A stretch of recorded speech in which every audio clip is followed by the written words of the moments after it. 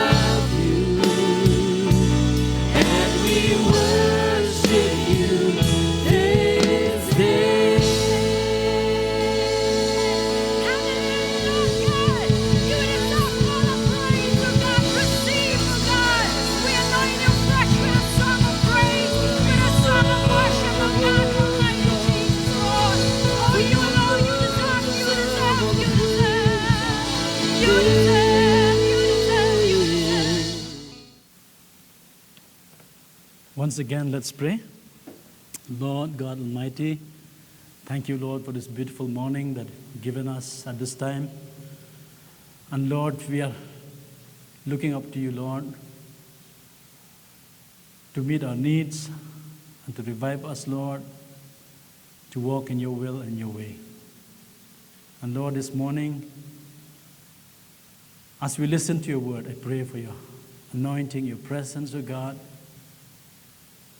There is none like you, Lord, and we want to experience you more and more.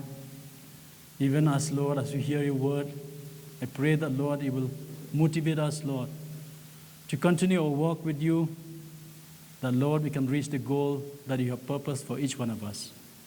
Bless us this morning, O Father, in Jesus' name, amen. I would like to start with some inputs I got from the last youth meetings. Many young people were really blessed, and I had the opportunity to listen to one young boy who told me this, that, Pastor, he used to be an introvert and very shy. But he just came straight to me and told me about what he experienced during this youth meeting. And he told me, I didn't want it to end. And, it was so meaningful for me, and it is really a new beginning for my life. In fact, he told his mother that normally my heart is very hard. I rarely cry. But that day when Apostle prayed for me, I cried and cried. So, we have seen the impact of the youth meeting last week. And I believe this morning I would like to say something to you, especially the young people who are here, many of them. My message for this morning is, let us stay focused. Stay focused in God. We live in a time where many of us have so many things to do, not like in our young days. And because of that, there are so many distractions. But I believe to this morning, as we read the Word of God, it will help us, motivate us to stay focused in our Christian life. It should not be just one time, a good meeting, and after that, it's back to square one. I believe God wants us to walk with Him. And I sincerely believe that if the revival has to really come to the church, young people will play a major role.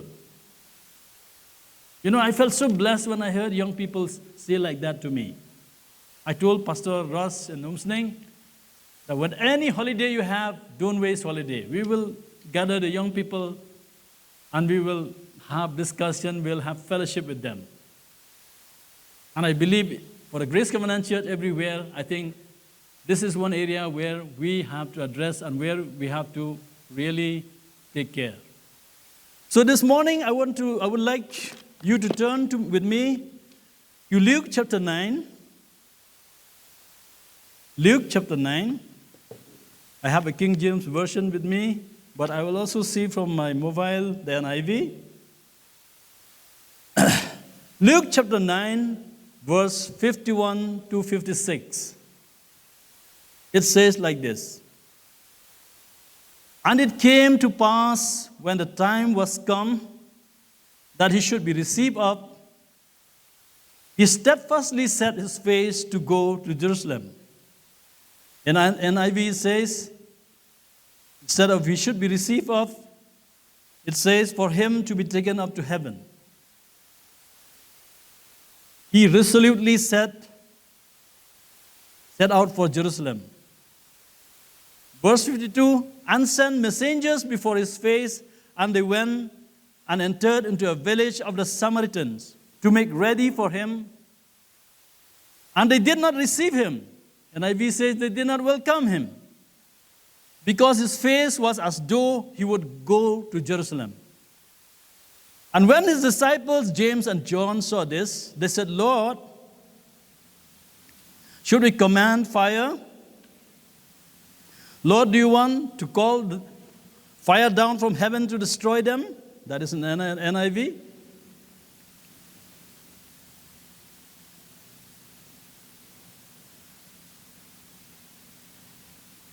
As Elijah did. But he turned and rebuked them and said, "You know not what manner of spirit you are of." And verse 56, "For the Son of Man is not come to destroy men's lives, but to save them." And they went to another village. So here we have only 6 verses, but I would like to point out here that what really strikes me about this is the focus of Jesus. He knows that his end is coming near. It's a difficult end to go to Jerusalem and to face the cross. But still he says, I want to go to Jerusalem. Though the climax is very difficult, but he's set to go to Jerusalem to fulfill the mission of God in his life.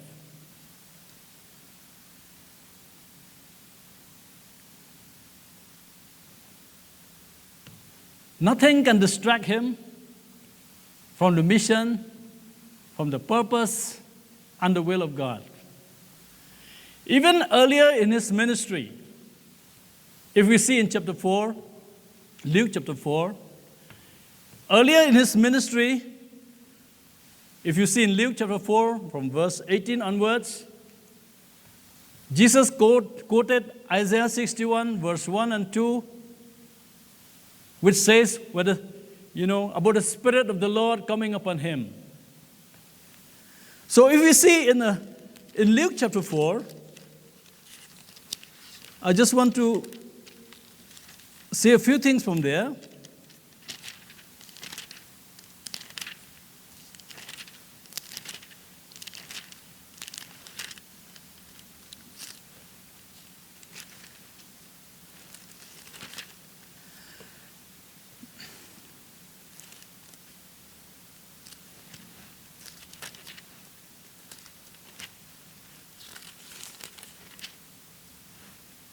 Verse 18, "The Spirit of the Lord is upon me, because he has anointed me to preach the gospel to the poor. He hath sent me to heal the brokenhearted, to preach deliverance to the captives, and recovering of sight to the blind, to set at liberty them that are bruised, to preach the acceptable year of the Lord."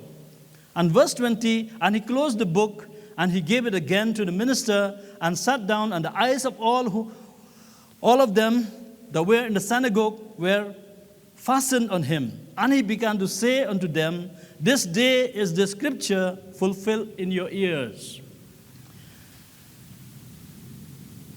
Now this happened in Nazareth. And the Bible says, all who bore him witness, they wondered in the gracious words which proceeded out of his mouth, and they said, "Is not this Joseph's son?" They were so impressed by his words. But then, after that, he said unto them, "You will surely say unto me," this proverb, "Physician, heal thyself. Whatsoever we have heard done in Capernaum, do also here in thy country. You have done so many miracles in Capernaum, now do it also in Nazareth." And he said, "Verily I say unto you, no prophet is accepted in his own country, but I tell you of a truth, many widows that were in Israel in the days of Elijah, when the heaven was shut up for 3 years and 6 months, when great famine was throughout all the land, but unto none of them was Elijah sent, save unto Sarepta or Zarephath, a city of Sidon, unto a woman that was a widow. And many lepers were in Israel in the time of Elisha the prophet, and none of them was cleansed, saving Naaman the Syrian." Listen, at first they were so impressed with his gracious words. But as Jesus stated the truth, The truth about the grace of God to the Gentiles, because the woman of Zarephath is a Gentile, Naaman the Syrian was a Gentile. The Bible says, all in the synagogue, when they heard these things, they were filled with wrath, and rose up and thrust him out of the city and led him into the brow of the hill, whereon the city was built, that they might cast him down headlong. But he, passing through the midst of them, went his way, and came down to Capernaum, a city of Galilee, and taught them on the Sabbath days. Now, we see here, in his own town of Nazareth, at first they were impressed with his word, but the moment it doesn't go according to their liking, they wanted to cast him out. They could not accept God's grace for the Gentiles. That's what Jesus was trying to tell them. But it's so wonderful to see that, Jesus was not distracted by that. They didn't accept me, he went to another place, to another town. Nothing can distract him from his anointing and from his mission. This is very important in life. The anointing, the mission, the purpose, the goal that God has set in our hearts. Nothing should distract us. So coming back to chapter 9, if you see here in chapter 9, the whole of chapter 9 has so many things to give us a good background about what's going on in this chapter before the text which I've read to you. If we see here, it was in the same chapter that we saw the kingdom of God that is seen in the Mount of Transfiguration, where the Bible says God took Peter, James, and John to the Mount of Transfiguration, and there he was transfigured. And the Bible says 2 men were there, Moses and Elijah, who appeared in glory and spoke of the disease which he should accomplish in Jerusalem. Listen. He spoke about the disease here. In Greek is Exodus. It means also about the departure. It means also about his death that he has to face in the cross at Jerusalem.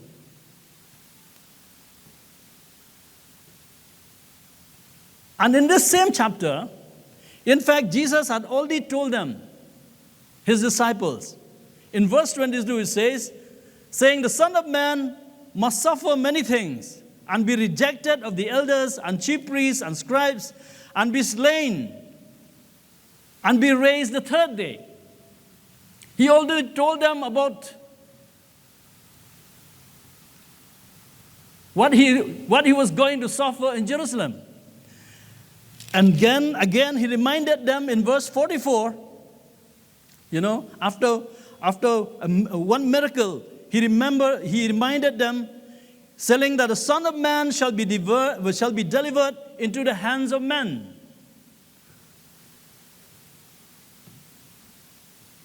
Jesus did not keep them in the dark about his mission. That in spite of so many things that he does, even miracles, preaching and teaching, his main goal, his main purpose, his main mission is to go to Jerusalem and to face the cross. If it is any other man, he would have been distracted by so many things. For example, we will see, let's read from verse 37. It says, and it came to pass that on the next day when they were come down from the hill, means from the Mount of Transfiguration, much people met him. And behold, a man of the company cried out, saying, Master, I beseech thee upon my son, for he is my only child. And lo, a spirit takes him, and he suddenly cries out, and it tears him, and he foams again, and bruising him hardly, departed from him. And I besought thy disciples and to cast them out, and they could not. And Jesus answering said, O faithless and perverse generation, how long shall I be with you and suffer you or bear with you? As the NIV says, bring your son here. And as he was yet coming, the devil threw him down and tore him, and Jesus rebuked the unclean spirit and healed the child and delivered him again to his father. You see here, the disciples, they fail. Jesus mentioned here, how long shall I bear with you? Your unbelief, Yeah, the people, his own disciples, they have not yet really believed, to walk, to fulfill, to take part in that mission, to heal the sick.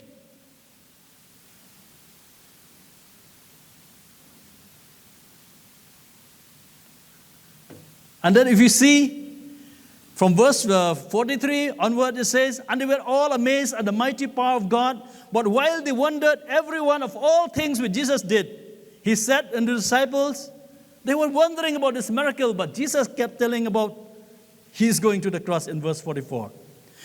But in verse 45 it says, but they understood not this saying, and it was hid from them that they preached it, that they perceived it not, and they feared to ask him of that saying. They were in spiritual darkness. His disciples were still, they couldn't really fathom, they couldn't understand. They were spiritually blind about the mission of Jesus.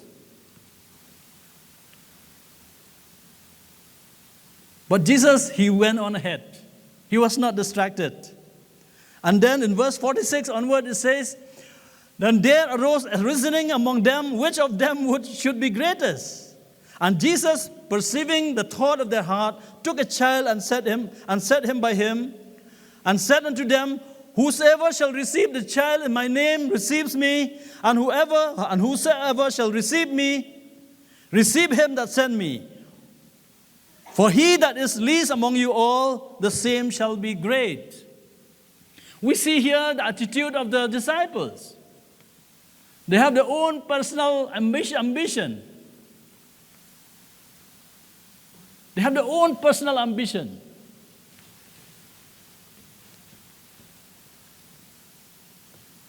They're not concerned about anything but what? Their own personal ambition.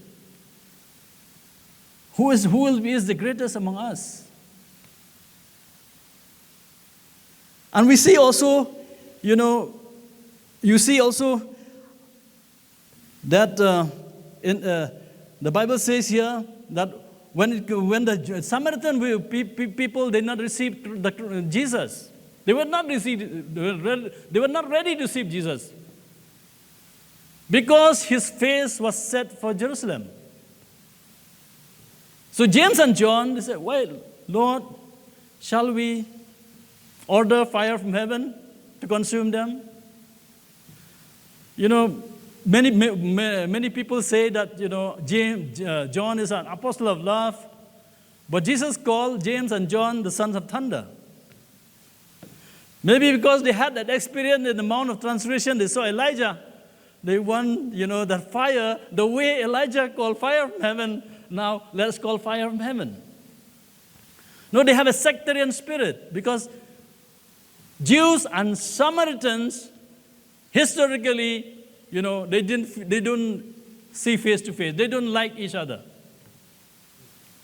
So what I want to share with you is that Jesus had to go through so many problems. His disciples,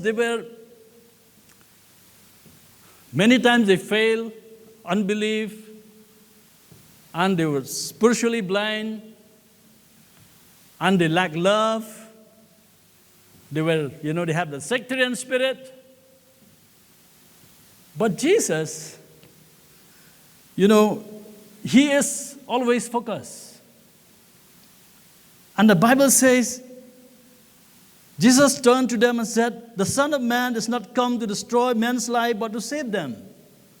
Jesus never loses the big picture.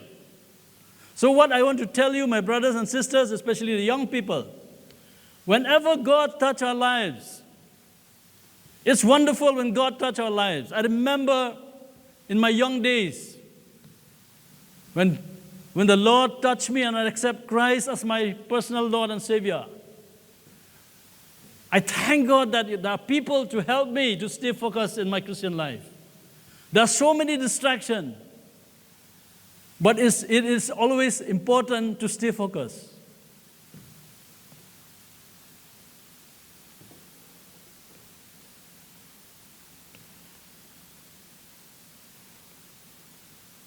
I know it's not easy to stay focused. But I believe as we stay focused, if for all those people who have been touched by God in the youth meeting, if we stay focused, I believe the next youth meeting will be much more wonderful. It will be more meaningful. It will lead us to go from strength to strength. It will lead us to go to maturity.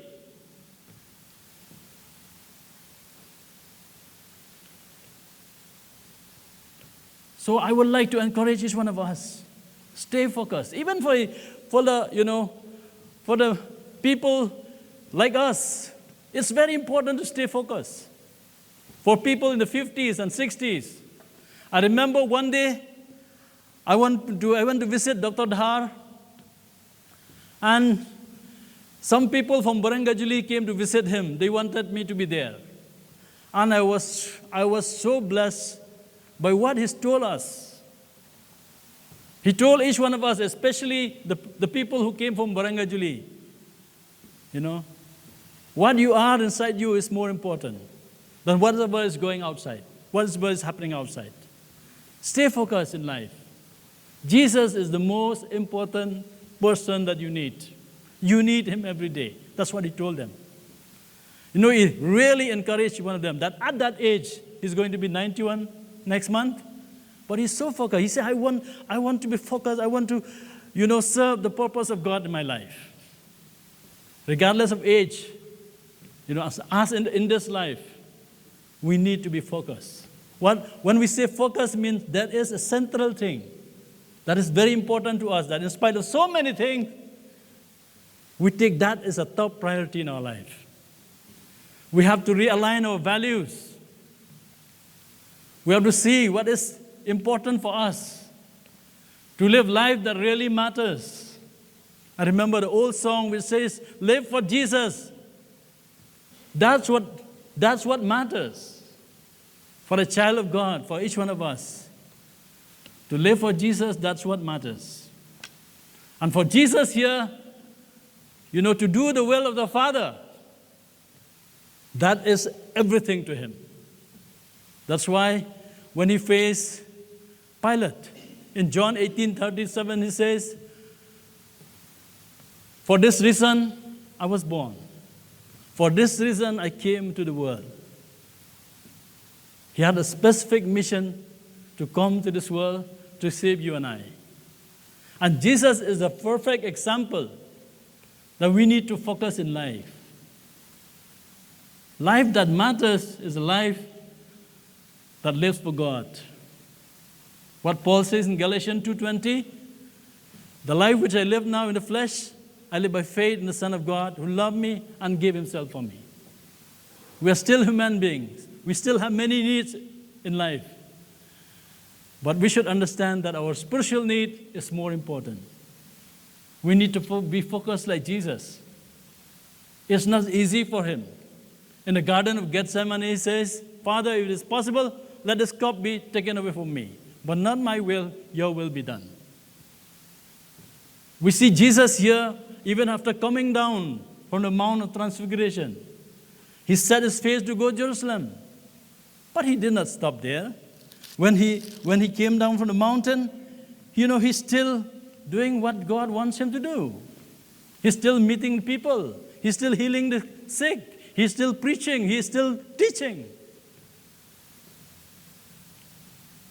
He's doing so many other things, but he knows what is his main focus.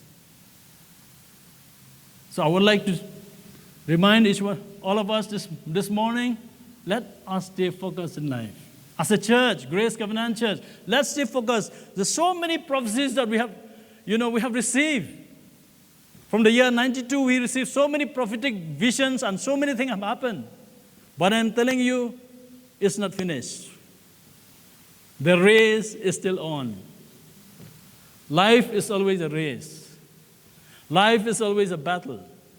Life is always a trust that God has given us. Each one of us has a trust. God has given us a trust, and we are supposed to be faithful stewards.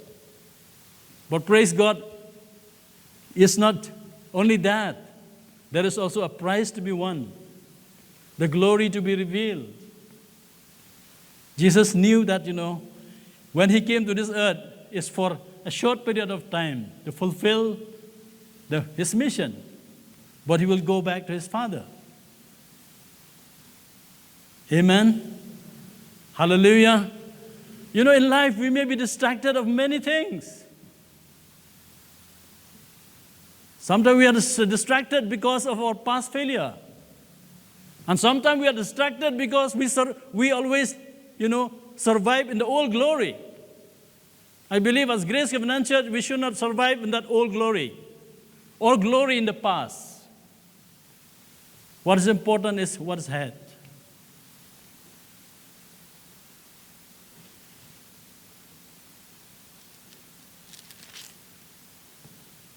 You may ask me, what are the things to focus? What are the things that we need to focus in life? I believe as a Christian, as a believer, as a disciple of Christ, is to continue following Jesus. Let's continue to follow Jesus. That is the first point. If you want to stay focused, Jesus is all in all. It's all and in all, Paul says in Colossians 3:11. He is all we need. Let us follow him.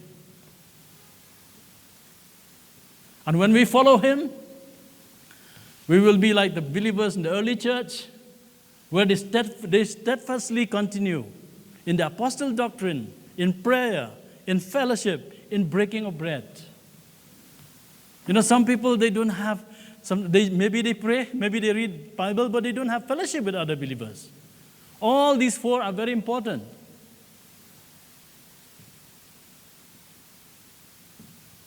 When I say we follow Jesus, Hebrews 12:2 says,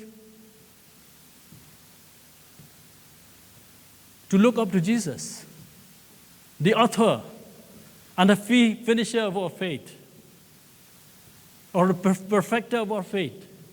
We need to look up to Jesus every day. He's always looking on us, but it's important for us to look on him. Because he did that. He fulfilled his mission. The Bible says, for the race, for the joy that is set before him, he endured the shame, he endured the cross.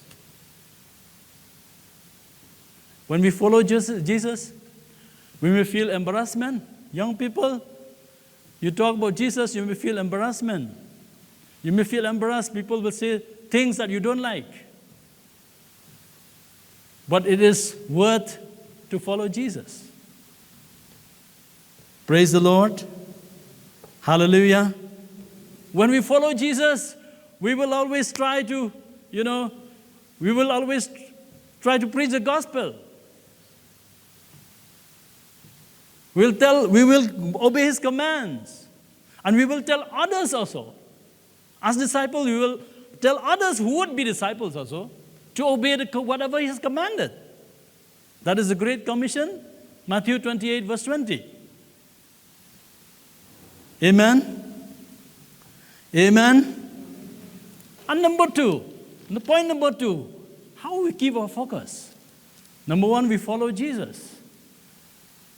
And number two, God wants us to serve others. Jesus, with all the focus to go to the cross, but yet when he came down from the Mount of Transfiguration, when the people came to meet him, he didn't say, I'm going to Jerusalem, I don't have time for you. Many people, came to meet him, and he attended to them, he ministered to them. Amen? Amen? In life, we need to love God, we need to love people. If you want to stay focused, love people. Young people, serve one another. Carry each other's burden, the Bible says. In Colossians 1:28, I love this verse. Colossians 1, verse 28, Paul says,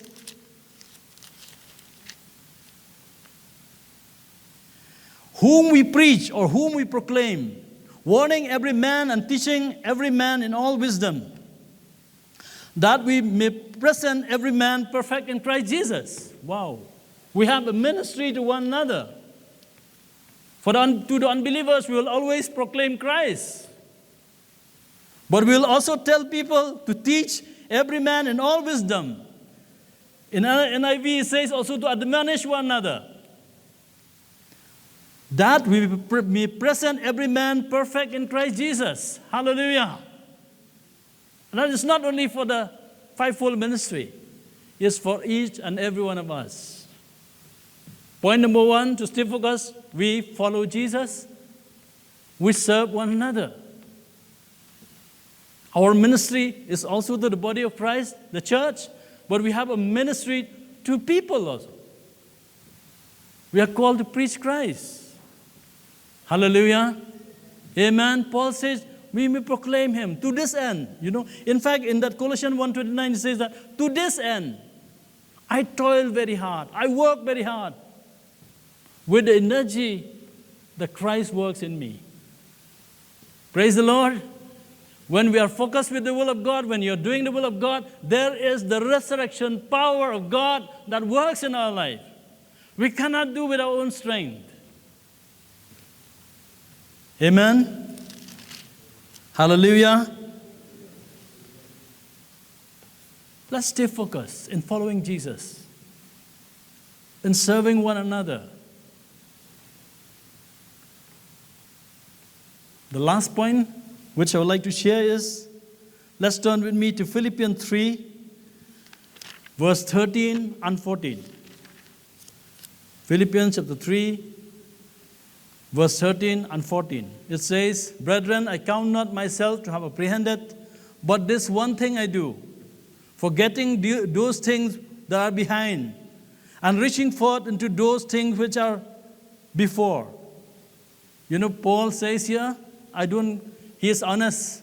We need to be honest about ourselves, who we are, and what we are doing. That is a part of life as a believer. But one thing Paul says, forget those things which are behind. Your past failure, your past mistake. And he says here, reaching forth into those things which are before. I press toward the mark for the prize of the high calling of God in Christ Jesus. Stay focused in the prize. God is a rewarder of those who diligently seek him. Hebrews 11:6 says that. He is a rewarder to those who diligently seek him.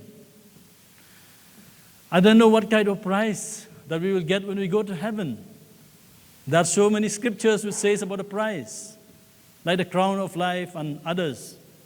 But I believe the most important prize that is to be with the Lord himself.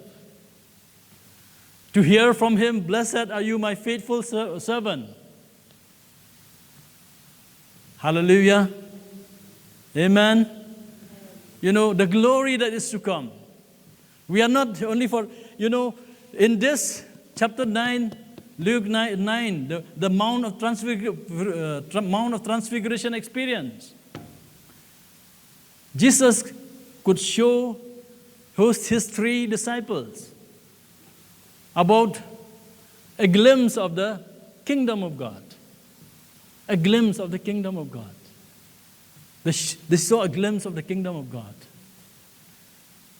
And they see that Jesus, he's preeminent. He surpassed everyone. When the Father says, this is my Son, whom I love, listen to him. Listen to him. Hallelujah. For us, the glory that will come, the glory that we'll experience when Christ comes back, when we are raptured with him, I'm telling you, there's nothing like it. It's worth to live a life full of focus. Focus in God. As young people, you have many needs. You think about so many things. But let's say like Paul, this one thing I do. Let us be focused about one thing. There are many things that we do in life. It's important to choose what really matters for you. What really matters is living for Jesus. That's why Jesus says, first seek ye first the kingdom of God and his righteousness, and all these things shall be added unto you. Amen. Hallelujah. Seek ye first. Put God first in your life. There are so many challenges in life. Life is not easy. When we talk about Elijah the prophet, this man who was there in the Mount of Transfiguration, the Bible says he's just like one of us. But praise God, he completed his mission. Whatever mission God has given him, he completed his mission. He was a man who sometimes complained also in life. But let me tell you, even if you have complaints in life, remember this. When you are focused, your passion for God will outweigh your complaints. We pastors, so when we complain, we are not perfect. Sometimes we complain. But our passion for God, our desire to serve God, it outweighs that. Amen? God knows we are still human. When I say to you to stay focused, I'm not saying that you are perfect. You become perfect. You will struggle. But your passion for God, when you are focused in God, that will outweigh everything. Hallelujah. God could he could feed Elijah from that brook during the time of famine. A raven gave him food, and he got the water to drink from the brook. But the Bible says that one day the brook became dry. Now question arises, if God wants him to be there, why did the brook dry? Because God doesn't want Elijah to trust in the brook, but to trust in the one who provides. Hallelujah. Amen. Then he took him to the widow, to the widow of Zarephath, for her to feed and to give him water. God can provide anywhere. The most important thing that he is the provider. Hallelujah. Amen. Let me tell you, the Bible has so many things to tell us that God really cares for us. There was a time when Elijah said, I am the only one left. Everyone has forsaken you. I am the only one left. And they want to kill me. But God didn't give a specific answer. You go. Elijah, I have a mission for you. You go and anoint Hazael as a king. Go and anoint Jehu as a king. Go and anoint Elisha, he will succeed you. Whatever things were not done, were not accomplished in your life, it will be accomplished during that time. Praise the Lord. We are living in God when we have passion for God. When we focus in God, we leave a legacy behind. We leave a legacy that is important to continue the plan and the purpose of God. Hallelujah. We are so blessed to have an apostle here.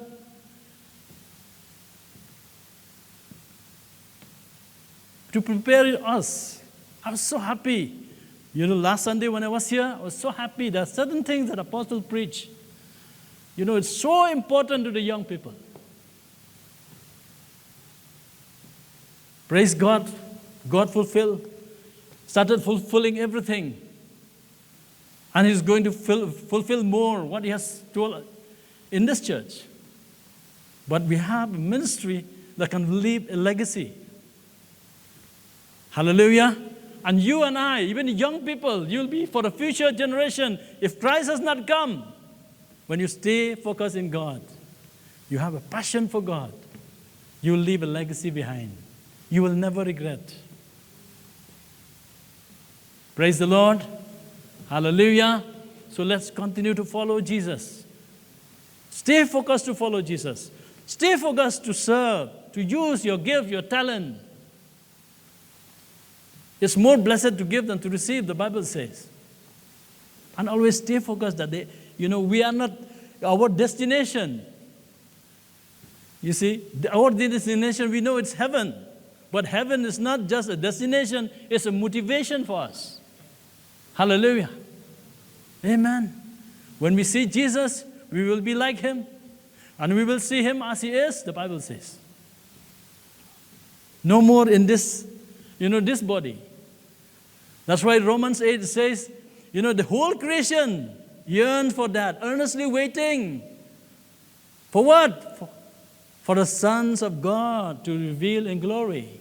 The final redemption. Hallelujah. No more in this body, but the body like the Lord, the resurrected body. So let's stay focused that there's a prize for us. We are not chasing after the wind. Hallelujah. Praise the Lord. Life without Christ is meaningless.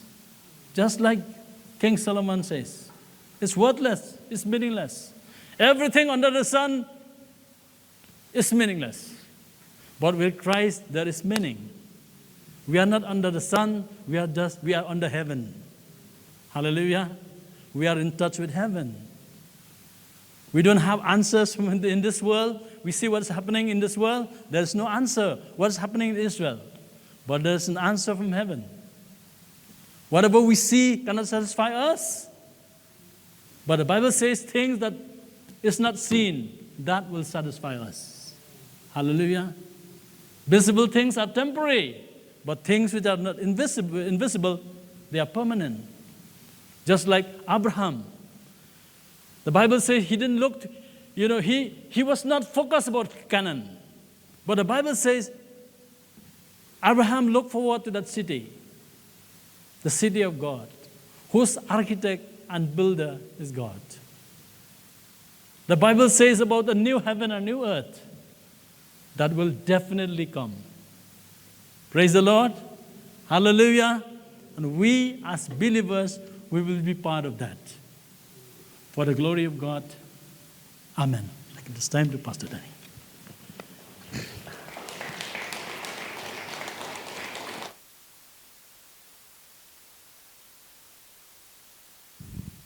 Hallelujah.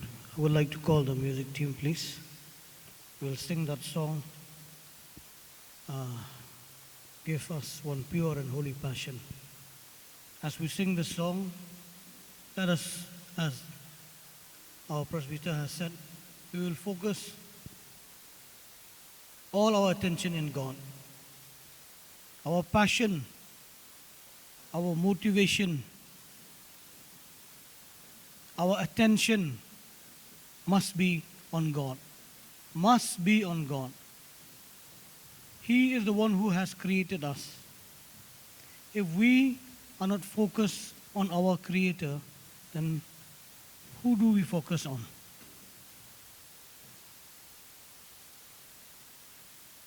Please rise up as we sing the song with a prayerful heart.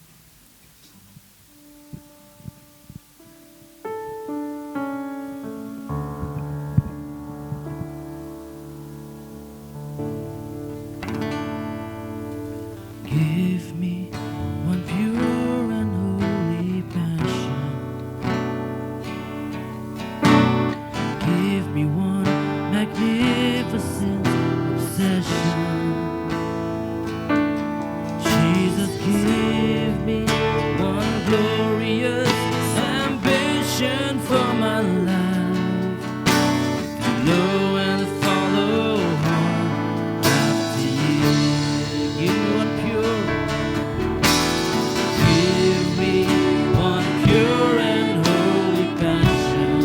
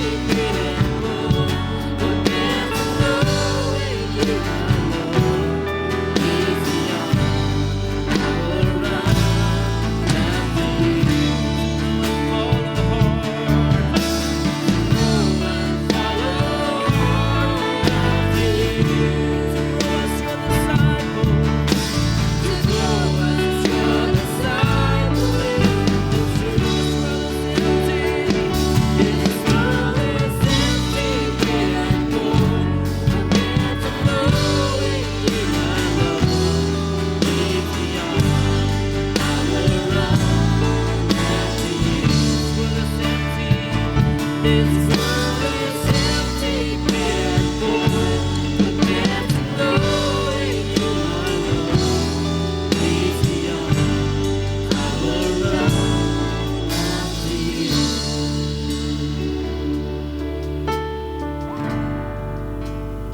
God wants us to focus on Him and on Him only.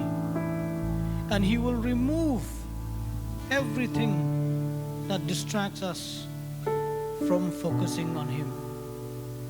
When you go through life and you notice what you have been accustomed to depend on, to trust on, when those things have been taken away, please know that God wants you to focus on Him. God wants you to take your attention from all those temporary things, those earthly things, those things that you're accustomed to trust and depend on them. God wants you to focus on Him. Dear Heavenly Father, we thank you, Lord, for your word of God. Thank you for your love, that we have become the object of your love. Lord, what is man to you that you focus your love for us, Lord. Lord, we just want to thank you, Lord. And we commit ourselves today, O God, that we will focus on you, O God. No matter what the situation, no matter what comes in our lives, O God. Help us, Lord, to be not distracted, O God, by the things of this world, the things that we are so accustomed to depend on those things, O God, that take away our focus from you, Lord. Help us, Lord, to look up to you, Lord. Even, Lord, at this time, many of us, O God, looks up to wealth, to money, to security in life as our focus, as our dependency, O God.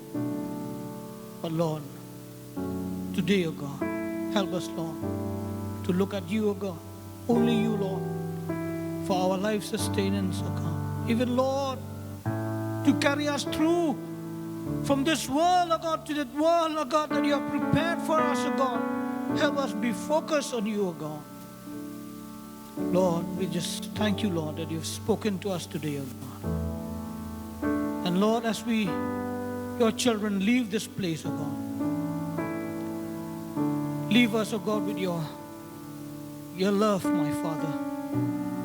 Yes, Jesus, your grace and the sweet fellowship of your Holy Spirit be with each one of us at this point of time. And even, O God, to those, your children who call upon your name, Jesus, everywhere in this world today, now and forevermore. Amen and amen and amen. God bless you.